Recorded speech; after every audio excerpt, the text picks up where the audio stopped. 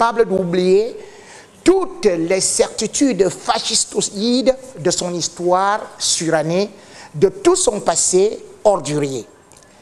Mais néanmoins, l'Allemagne, il y a eu une certaine solidarité, d'aucuns se sont alignés derrière Jérôme Boitin, qui, faut-il le dire, a un père d'origine ghanéenne et qui s'est senti très mal à l'aise, de telle sorte qu'il était obligé de chanter l'hymne et de s'expliquer, ce qui faisait déjà une victoire des racistes qui voulaient absolument montrer que les étrangers n'aimaient pas autant l'Allemagne qu'eux.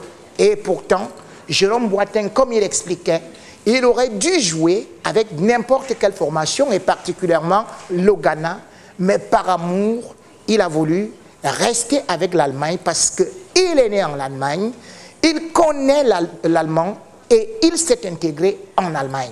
Cette Allemagne, aujourd'hui, est confrontée à cette difficulté avec cette génération qui se demande s'il ne faudrait pas signer dans leur pays d'origine.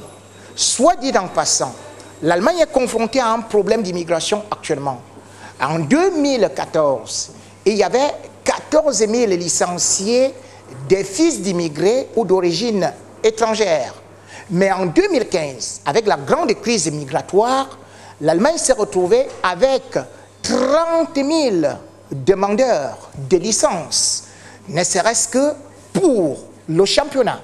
Et quand on essaie de regarder aujourd'hui, certains Allemands disent qu'ils n'ont plus de possibilité de voir leurs enfants jouer par rapport aux étrangers. L'Allemagne va-t-elle faire un comeback sur ces règles?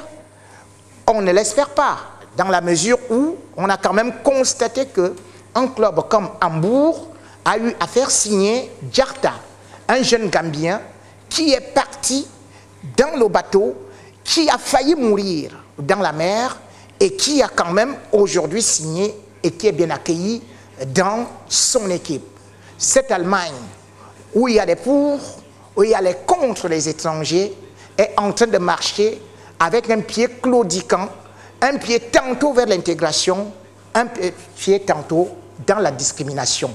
Pourra-t-elle jouer des deux pieds, des Allemands de souche et des Allemands venant de l'étranger ou des pays immigrés ou qui sont immigrés? C'est ce qu'on espère. On verra si l'Allemagne unifiée pourra enfin vaincre ces vieux démons, les barrières raciales et surtout une véritable intégration. Chers téléspectateurs, chères téléspectatrices, tout en espérant que l'Allemagne pourra montrer le bel exemple de ce que la France a montré en 1998, blanc, black, beurre, l'Allemagne aujourd'hui est devenue le miroir du football qui réussit, quitte à ce qu'elle puisse tenir sur ses promesses qui sont si enjolivantes.